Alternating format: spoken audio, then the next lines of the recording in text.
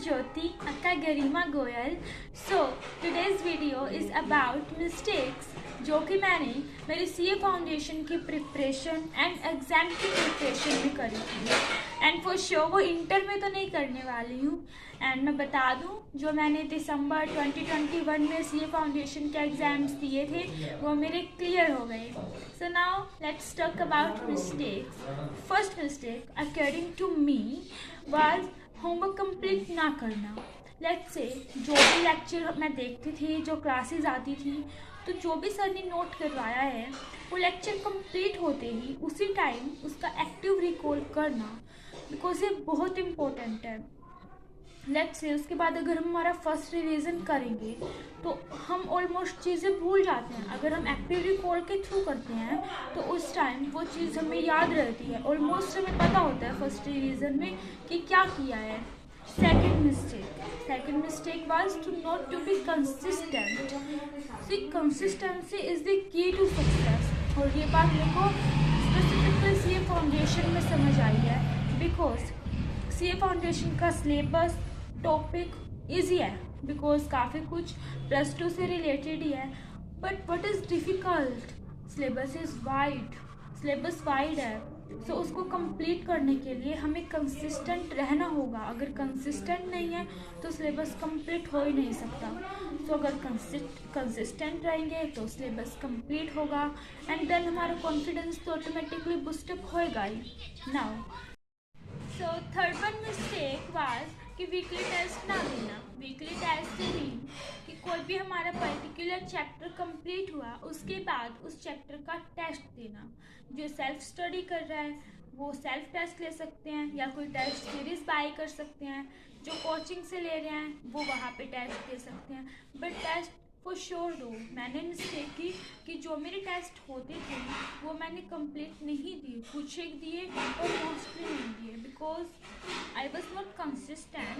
तो मेरे लेक्चर्स ही रह जाते थे, वो मुझे कंप्लीट करने पड़ते थे। Fourth mistake MTP RTP solve ना करना। हाँ, लेकिन मैंने कुछ किए थे, बिकॉज हमारे फाइनल टेस्ट एंड UT हुए थे, तो उसमें MTP RTP से भी काफ़ी क्वेश्चन थे और उनमें से मैंने कुछ UT एंड FT दिए थे, तो कुछ मेरे हो गए थे। लेकिन अकॉर्डिंग टू मी वो अगर सारे करते हैं तो कॉन्फिडेंस लेवल बहुत बूस्टअप होता है और हमें स्ट्रॉन्ग बिलीव हो जाता है खुद पे कि हाँ हमारे प्रिपरेशन बहुत हाई है।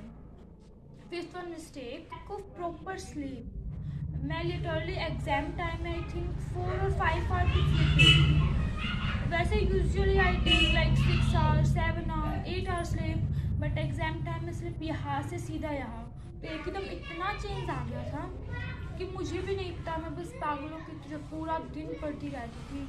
लाइक 10 बजे मैं घर से निकलती थी, 12 बजे तक वह एग्ज़ाम सेंटर तक पहुंचती थी और उस 2 आवर में भी मैं बुक खोल के लगी रहती थी। एग्ज़ाम सेंटर पे पहुंचने के बाद भी मैं स्टडी करती थी जब तक मेरा एग्ज़ाम स्टार्ट ना हो जाए, उससे 5 मिनट पहले भी।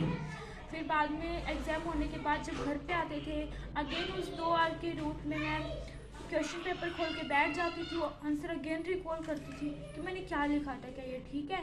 वो बुक से मैच करती रहती थी। ट्रैवल में भी आने के बाद जस्ट खाना खाते हुए भी बुक्स वगैरह निकालती थी साथ में, और फिर लगातार फिर नेक्स्ट एग्ज़ाम की प्रिपरेशन में लग जाती थी। देन 7 PM मैं स्लिप ले लेती थी, देन 8 PM वापस जग के 8 PM से 4 AM तक continue study, then 4 AM sleep, 4 से 8 AM तक मैं स्लिप लेती थी।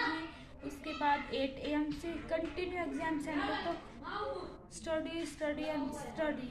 सो सोच के देखो, मैंने स्टडी के अलावा कुछ किया ही नहीं, जबकि एग्ज़ाम टाइम में तो हमारा माइंड बहुत काम रहना इम्पोर्टेंट है, बिकॉज उसी टाइम तो हम हमारा एग्ज़ाम अटेंड करेंगे। But in my case exam लिखते टाइम तो मेरा माइंड इतना टायर्ड हो चुका होता था। Now 8th mistake was too negative thoughts. ये सबसे बड़ी मिस्टेक थी आई थिंक मेरे लिए, या सबसे बड़ी प्रॉब्लम थी कि नेगेटिव थॉट बहुत ज़्यादा आती थी। लाइक कोई पर्टिकुलर चैप्टर है, उसका हम कोई टॉपिक कर रहे हैं और हमें वो नहीं आ रहा समझ, तो व्हाट वाज आई थिंक कि ये टॉपिक ही नहीं हुआ तो इससे आगे का तो चैप्टर मतलब हो ही नहीं सकता, तो इस चैप्टर को तो छोड़ दो। और फिर कि मेरे को तो यही नहीं हो रहा मेरे से, तो मैं क्या ही एग्ज़ाम में लिखूँगी, रेदर दैन कि मैंने एक ही टॉपिक तो नहीं हो रहा, आगे तो करूँ।